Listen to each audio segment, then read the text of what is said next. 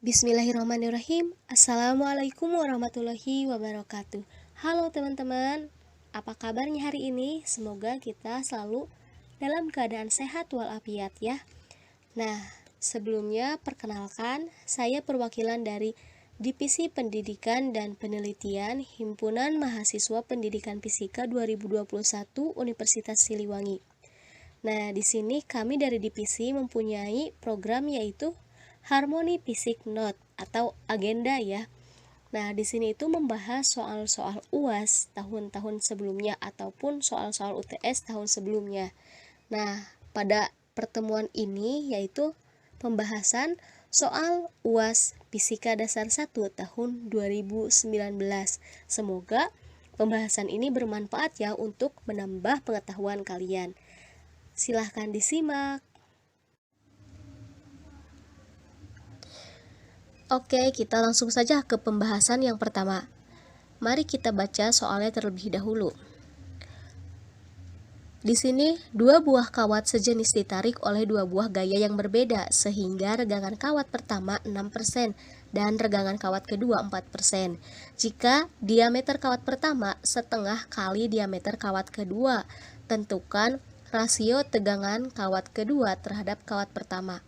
Nah, untuk memudahkan, kita tandai dulu apa saja yang diketahuinya. Di sini ada regangan kawat pertama yaitu 6%, kemudian yang kedua ada 4%. Dan diameternya setengah kali diameter kawat kedua. Oke, langsung ke penyelesaian. Tadi sudah diketahui ada regangan kawat pertama atau E1 yaitu 6%, kemudian regangan kawat kedua yaitu 4% dan ada diameter 1 sama dengan setengah kali diameter kedua. Nah, apa yang ditanyakannya yaitu rasio tegangan kawat kedua terhadap kawat pertama bisa dirumuskan sebagai tegangan kawat kedua per tegangan kawat pertama, yaitu sigma 2 per sigma 1. Oke, langsung kita jawab. Masih ingatkah tentang materi elastisitas? Nah, ini nih hubungan antara tegangan dan regangan, yaitu rumus dari elastisitas. E sama dengan tegangan per regangan, di mana rumus dari tegangan yaitu sigma sama dengan E per A, kemudian regangan yaitu E sama dengan delta L per L0. Karena kawat sejenis, maka E1 sama dengan E2, dan didapatkan persamaan sigma 1 per E1 sama dengan sigma 2 per E2, sehingga kita dapat menentukan rasionya yaitu sigma 2 per sigma 1 sama dengan E2 per E1, dan kita masukkan nilainya yaitu 4% per 6%. Lalu didapat 4 per 6 dan disederhanakan menjadi 2 per 3. Nah, sudah ketemu. Jadi, rasio tegangan kawat kedua terhadap kawat pertama adalah 2:3. Nah, itulah pembahasan nomor 1.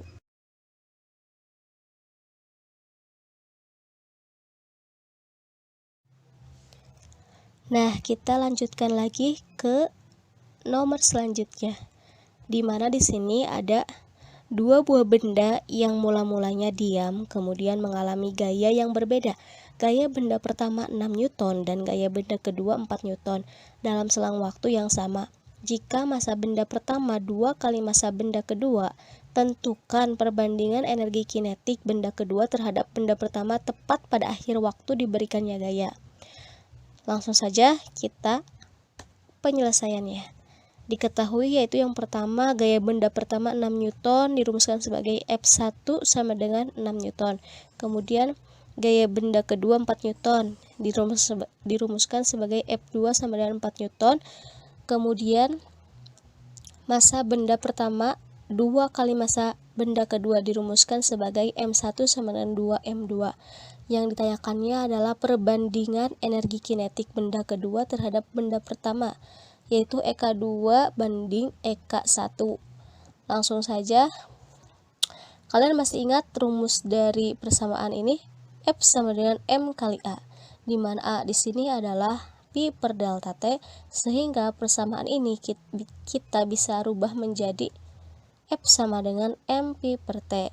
Dan di sini kita bisa bandingkan antara F1 dan F2 dengan menggunakan rumus M pi per T, sehingga menjadi F1 berbanding F2 sama dengan M1 pi 1T per M2 pi 2T. Nah, kita mempunyai nih di sini M1-nya kita rubah menjadi 2M2, maka menjadi 2M2 pi 1 per M2 pi 2. Sehingga kita dapatkan persamaan baru di mana 6 per 4 sama dengan 2 pi 1 per pi 2. Dan kita dapatkan perbandingan antara pi 1 dan pi 2 yaitu 6 per 8 atau 3 per 4. Nah, masuklah ke persamaan di mana perbandingan antara energi kinetik yang satu dengan yang kedua. Di sini rumus EK-nya yaitu setengah MP kuadrat, sehingga ketika kita memasukkan rumus EK1 sama dengan setengah M1 pi 1 dikuadratkan. Dan untuk perbandingannya yaitu EK1 per EK2 sama dengan setengah M1 pi 1 kuadrat per setengah M2 pi 2 kuadrat. Sehingga menghasilkan 2M2 pi 1 dikuadratkan per M2 pi 2 kuadrat. Nah, kita memiliki nih persamaan tadi di awal pi 1 per pi 2, sehingga menjadi persamaannya 2 pi 1 kuadrat per pi 2 kuadrat. Dan kita tinggal masukkan saja persamaan yang tadi di atas 3 per 4 ini ke persamaan yang bawah, sehingga 2 dikali 3 dikuadratkan per 4 kuadrat, sehingga menghasilkan 2 dikali 9 dibagi 16 dan dapat disederhanakan menjadi 9 per 8. Ini belum selesai karena ini masih EK1 berbanding EK2. Sedangkan yang dicari adalah EK2 berbanding EK1. Jadi perbandingan energi kinetik benda kedua terhadap benda pertama tepat pada akhir waktu diberikannya gaya adalah 8 banding 9.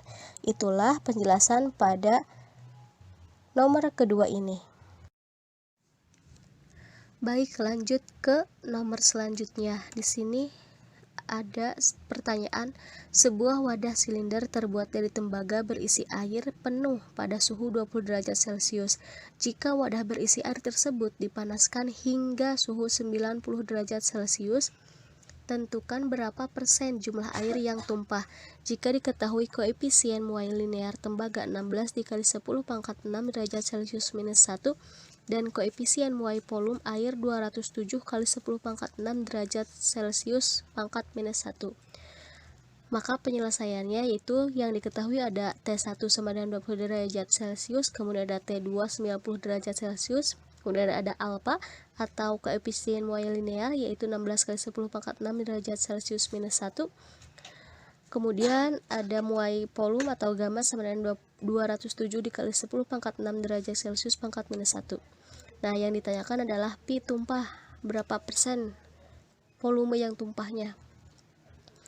Lanjut, kita jawab rumus dari pi tumpah yaitu pi 0 dikali delta T dikalikan dengan gamma dikurangi 3 alfa. Nah, di sini kita tinggal masukkan saja pi 0 dikali 90 dikurangi 20 dikalikan dengan 207 dikali 10 pangkat 6 dikurangi 3 dikalikan dengan 16 dikali 10 pangkat 6, sehingga didapatkan hasil pi 0 dikali 70 dikali 207 dikurangi 48 dikalikan 10 pangkat 6, sehingga pi 0 dikali 70 dikali 159 dikali 10 pangkat 6, dan hasilnya yaitu pi 0 11.130 kali 10 pangkat 6.